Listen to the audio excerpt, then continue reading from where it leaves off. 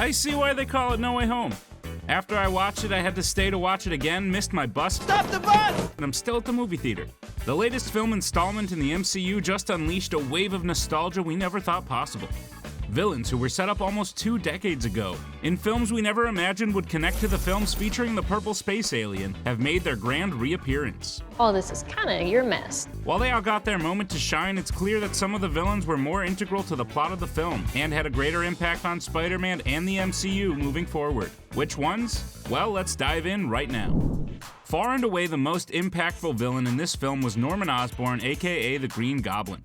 And not just because he smashed the mask that made everyone in 2002 question why they wouldn't just use Willem Dafoe's face. No, the truth is the Goblin got to Peter and emotionally manipulated him, leading to consequences that will literally affect Peter for the rest of his life. He also gave him one of the most gruesome beatings we have seen Peter take in the MCU. It is truly Norman Osborn's fault that this movie lasted longer than 45 minutes. The Goblin basically let Norman take his body for a spin, and he chose to go to Aunt May. Once Peter arrived, it was May who convinced him that all these villains deserve a second chance. The Goblin's plan was to use May's relationship with Peter as a way to convince him not to send all of the villains back to their doom. And it really worked. Spider-Man even fights Doctor Strange in an attempt to see this through, trapping him in the mirror dimension, leaving himself unprotected from these otherworldly threats. Once the Goblin re-emerged, he convinced villains like Electro that they did not need to be fixed, putting Peter in a terrible place. After beating him senseless, he then took away one of the most important people in Peter's life, Aunt May. Peter will forever feel those consequences, but something happened that the Goblin could not predict. May would give Peter some last words of advice that would then be reaffirmed by the alternate versions of himself, turning him to the side of good, and not down the dark path that Andrew Garfield's Spider-Man seems to have gone down. The other huge moment of impact that the Goblin has is when he destroys the device containing the spell and unleashes it into the world. Had he not been there, all of the villains would have simply been sent back, with Norman being the only one returning to the same fate that he left. Instead, the spell was unleashed, and a multitude of villains began to come into the universe, causing Peter to come up with a solution that would take away just about everything he had left. There are definitely others who can share the blame, but the Goblin is a huge reason as to why the world has forgotten who Spider-Man is. The next most impactful villain was actually only a villain for a short time in the film. That's Otto Octavius, aka Doc Ock.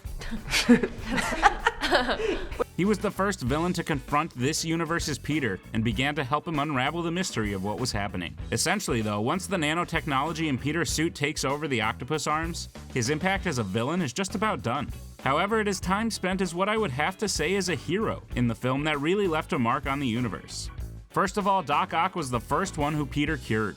Had he not done that and met the real Otto Octavius, he may have given up and just sent all the other villains back. It was Otto's success that showed Peter that his efforts were worth it. This would also be true when Otto re-emerged in the final fight, pretending to still be his villainous self. It was then that he was able to change the fight by taking out who had become the strongest villain in Electro.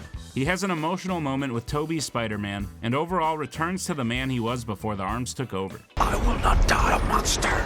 He has one of the greatest character arcs and really helped move the story to a place that it needed to be.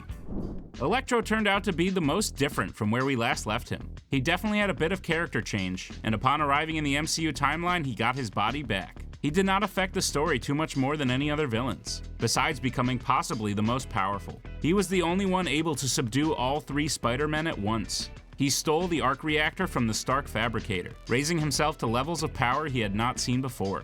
He was also possibly the reason that the Goblin felt his plan would work.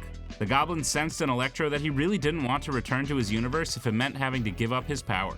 He felt a new level when he first arrived, and it was that drive to acquire more that gave Peter such a hard time throughout the film. I was worried when it was announced that Sandman was going to be back. I was under the impression that he and Spider-Man were cool now, and didn't know how they were going to turn him back into a villain. Now I get it, because I can believe that it doesn't take much to lose Flint Marko's trust, and Peter did that right away. His motivation was probably one of the most interesting and different, considering he was the only villain who was actually trying to get back to his universe to see his daughter. He also provided some missing context to the likes of Doc Ock and Norman Osborn, proving that their universe did not hold happy fates for them. He certainly made fighting difficult, as punching a pile of sand is not as effective as you would think. Where do all these guys come from? However, eventually he was transformed back into himself and sent back to his world, hopefully to reunite with his daughter. The Lizard had little to no impact other than being the first one to cross over, waving at Doctor Strange when his spell initially went wrong. After that, he really spent most of his time in a cage, or the back of a truck. Beyond a vague warning against helping people, he really didn't affect Peter all that much. He then showed up for the final fight and put Peter's friends in serious danger. All in all, his motivation was pretty simple. He did not know his fate in his universe, and so he wanted to stay in this one. He put up a good fight as well, and at the end of the day, it was just nice to see him back fighting alongside the other villains who made this movie fantastic. Look, I'd be lying if I said I wasn't recording this from the theater watching the movie again right now. No Way Home really delivered, and the villains are definitely a huge reason as to why. Which villain's actions do you think will have the greatest impact moving forward?